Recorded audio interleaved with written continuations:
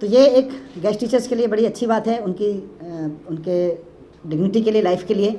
और मैं बहुत खुश हूँ कि आज उनके करते हुए, मैं अनाउंस करते हुए मुझे बहुत खुशी हो रही है। दोस्तों एटलीस्ट कम से कम इतना तो आपको कंफर्म हो जाना चाहिए, आप इतना तो कंफर्म हो चुके होंगे और नहीं हुए हैं अभी तक, कंफ्यूज हैं, तो इस वीडियो के बाद आपको सब कुछ क्लियर हो जाएगा कि कौन गेस्ट टीचर्स के पक्ष में है और कौन गेस्ट टीचर्स के विरोध में है, कौन गेस्ट टीचर्स का काम करेगी, करना चाहती है और कौन गेस्ट टीचर्स के काम में अड़ंगा डाल रही है।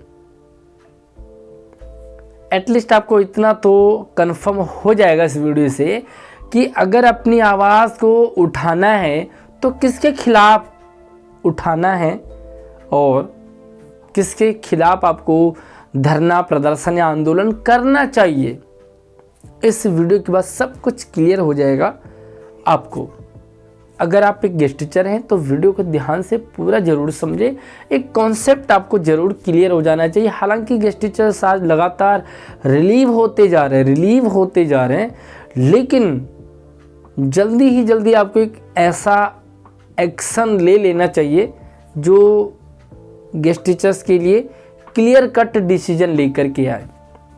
हाल ही में कंट्रोवर्सी आपने देखी होगी, सुनी होगी, नहीं सुनी तो थोड़ा सा मैं भी आपको क्लियर कर देता हूँ।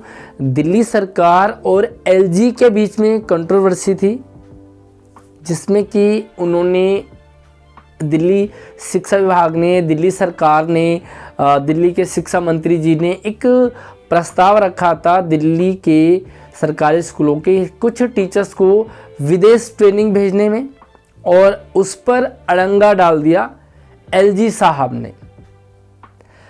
उसी मैटर को लेकर के आपको सब कुछ क्लियर हो गया, कौन सपोर्ट में है, कौन विपक्ष में है। एक वीडियो क्लिप आपको दिखाना चाहूँगा जिसमें कि दिल्ली के मुख्यमंत्री अरविंद केजरीवाल जी गेस्ट टीचर्स के बिल के बारे में कुछ बातें कर रहे हैं, तो एक बार उस वीडियो को देख लीजिए। दिल्ली में हमने कच्चे टीचर्स को पक्का, गेस्ट टीचर्स को पक्का करने के लिए असेंबली में बिल भी लाए, लेकिन केंद्र सरकार ने उस बिल को भी मंजूरी नहीं दी। और आप सब जानते हैं कि दिल्ली आधा राज्य है, बहुत सारी पावर्स हमारे पास नहीं है, हम चाह के भी गेस्ट टीचर्स के पॉलिसी के बारे में कुछ बातें कर रहे हैं कि वो पॉलिसी बनाना चाहते हैं, बना रहे हैं, लेकिन उसमें अड़ंगा डाल रही है कोई पार्टी, बीजेपी वगैरह वगैरह, एलजी। दूसरा, कुछ टाइम पहले एक विधानसभा में एक कैबिनेट की मीटिंग बिठाई गई थी और कैबिनेट की मीटिंग में आम आदमी पार्टी के सभी विधायक थे, साथ में अपोजिट पार्टी से, बीजेपी, कांग्रेस से भी, जो भी विपक्ष से वो भी थे। सबकी सहमति होनी जरूरी थी और आम आदमी पार्टी की तरफ से अरविंद केजरीवाल जी ने एक बिल दिखाया जिसमें कि वो गेस्ट टीचर्स को परमानेंट करने वाली बात कह रहे थे कि हम गेस्ट टीचर्स को परमानेंट करना चाहते हैं। लेकिन धीरे धीरे बीजेपी की तरफ से सारे उड़ते गए और चले जाते गए, और वहाँ पर उन्होंने कहा कि अपोजिट पार्टी नहीं होने देना चाहती। एक बार उस वीडियो क्लिप को भी देख लो ताकि आपको थोड़ा सा क्लियरेंस होगा।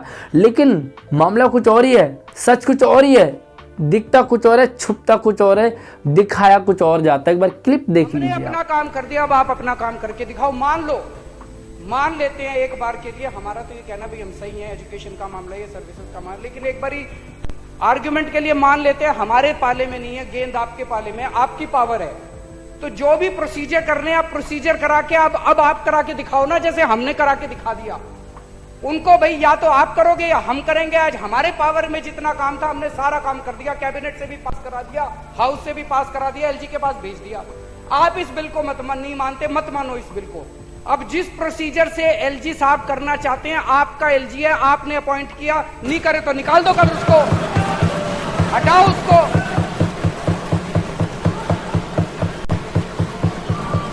वो एलजी कहता है कि तुम नहीं कर सकते, मैं करूंगा, तो करना। परेशान हो गए हम लोग 2.5 साल से। ये भी परेशान हो गए, हम भी परेशान हो गए। करो फिर, हमारी पावर है, हमारी पावर है। जब तक हम कह रहे थे करो करो करो करो तो कह रहे थे तुम करो, आज हमने कर दिया तो कह रहे हम करेंगे, तो करो ना भाई, क्यों नहीं कर रहे? आपके एलजी साहब, अगर असेंबली की पावर है तो आज हो रहा है, तो आपकी प्रोसीजर क्या है कि लॉ डिपार्टमेंट का ये नहीं आया, तो हमको जनता बेवकूफ है जो हमको चुना था? तो लॉ सेक्रेटरी को ही चुन लेती जनता। जनता ने मुख्यमंत्री को चुना था, जनता ने एजुकेशन मिनिस्टर को चुना था, जनता ने आपको चुना था, तो जनता बेवकूफ है? जनता लॉ सेक्रेटरी को चुन लेती, क्या जरूरत थी मुख्यमंत्री को चुनने की? बेवकूफ मत बनाओ आप हैरान होंगे कि दोनों वीडियो में वो बता रहे हैं कि हम सपोर्ट में हैं, तो फिर ये सच क्यों नहीं है? सच पीछे कुछ और होता है, सच छुप जाता है, कुछ चीज़ों से छुपा दिया जाता है। फिर से मैं आपको हाल ही की कंट्रोवर्सी याद दिलाना चाहूँगा, जिसमें एक प्रस्ताव रखा गया, टीचर्स को विदेश में ट्रेनिंग के लिए जाना था। एलजी साहब ने रोक लगा दी कि नहीं भेजेंगे, शायद इसलिए ताकि दिल्ली के शिक्षा विभाग में एक क्रांतिकारी बदलाव आए और इससे आम आदमी पार्टी सरकार की वाहवाही होगी, इसलिए एलजी साहब ने अड़ंगा डाल दिया, जहाँ तक मुझे लगता है।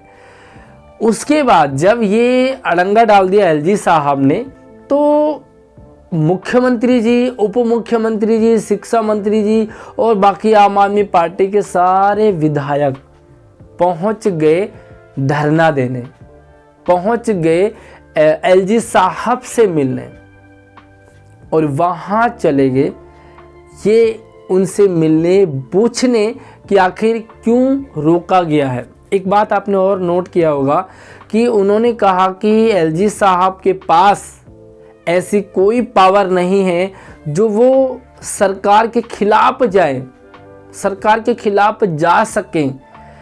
तो आपने एक समझ आपकी बनी होगी कि जब एलजी साहब खिलाफ ही नहीं जा सकते हैं, तो फिर गेस्ट टीचर्स के बिल को उन्होंने, गेस्ट टीचर्स की पॉलिसी को उन्होंने रिजेक्ट क्यों किया? और मान लीजिए उसमें अगर कुछ फॉल्ट था, रिजेक्शन हुआ था, तो वो अगले दिन ना ही केजरीवाल साहब धरने पे दिखाई दिए, ना ही शिक्षा मंत्री जी धरने पे दिखाई दिए, ना ही कोई आम आदमी पार्टी का कोई विधायक दिखाई दिया इस मैटर पर। मतलब जब टीचर्स को विदेश, दूसरे देश में, बाहर देश में ट्रेनिंग के लिए भेजा जा रहा था, अड़ंगा डला, एलजी साहब ने मना कर दिया, तो उसके खिलाफ सारी पार्टी, पूरी पार्टी एक तरह से, भैया पूरी पार्टी एलजी साहब के खिलाफ हो गई और धरने पर आ गई है, उनसे मिलने आ गई है।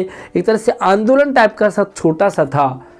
इसका मतलब वो चाहते थे कि टीचर्स विदेश जाएं, ट्रेनिंग लेने जाएं, इसीलिए वो सपोर्ट में आ गए क्योंकि एलजी साहब ने मना किया था। तो सेम दैट जब गेस्ट टीचर्स के बिल को रिजेक्ट किया, तो वहां पर भी तो एजुकेशन में क्रांति थी ना, क्योंकि गेस्ट टीचर्स इतने सारी संख्या में हैं और गेस्ट टीचर्स के कारण उसी में उन्होंने कहा कि गेस्ट टीचर्स काम करते हैं हमारे लिए, गेस्ट टीचर्स ने ही आज एजुकेशन का लेवल इतना बढ़ाया है। तो उन गेस्ट टीचर्स के लिए ना ही कोई आम आदमी पार्टी की तरफ से, ना मुख्यमंत्री, ना सीएम, ना शिक्षा मंत्री, ना कोई भी धरने पर क्यों नहीं आया? अगर मनसा होती, अगर इच्छा होती, अगर नीयत साफ होती, तो यहाँ पर भी धरने पर आते और उस बिल के साथ गेस्ट टीचर्स भी सारे साथ में होते, वहाँ पर मेजॉरिटी मिलती, वहाँ पर सपोर्ट मिलता और पूरा सपोर्ट मिलता। एलजी साहब को बाहर आना पड़ता, मिलना पड़ता और उस पॉलिसी में जो कमी थी उसे बतानी पड़ती, और अगर पॉलिसी में कमी नहीं थी उसे अप्रूव भी करना पड़ता। लेकिन नीयत तो साफ है ही नहीं ना। यहाँ पर जब धरने पे आ गए, विरोध पर आ गए, तो उस टाइम विरोध पर क्यों नहीं आए? इस टाइम तो सिर्फ 30 टीचर्स को विदेश से भेजना था, उस पर आ गए सामने। तो उस समय तो 22 से 25 हज़ार गेस्ट टीचर्स और उनका परिवार था, तब क्यों नहीं आए धरने में? ये बात कहीं ना कहीं चुभती है। आपको क्या लगता है, आप किसके सपोर्ट में और किसके विरोध में गेस्ट टीचर्स को इकट्ठा होना चाहिए, धरना प्रदर्शन करना चाहिए, आवाज़ उठानी चाहिए, आंदोलन करना चाहिए और किसकी बात पर यकीन करना चाहिए, किसकी बात सिर्फ दिखावे की होती है। अपना अपना ओपिनियन भैया वीडियो में कमेंट कर दीजिए और इस वीडियो को ज़्यादा से ज़्यादा शेयरिंग करें ताकि हर एक गेस्ट टीचर्स की जो एक रास्ता है ना वो क्लियर हो जाए उससे, और उससे इस मतलब सारे गेस्ट टीचर्स की यूनिटी बन पाए कि हाँ भाई अब हमारा रास्ता कौन रोक रही है, उसके खिलाफ जाया जा सके। भाई वीडियो को लाइक कर दो, शेयरिंग कर दो ज़्यादा से ज़्यादा। इसी तरह से आपको सारी अपडेट लगातार एजुकेशनल मिलती रहेगी, तो भैया चैनल को सब्सक्राइब जरूर कर लेना ताकि इन फ्यूचर भी आप लगातार हमारे साथ बने रहेंगे। धन्यवाद।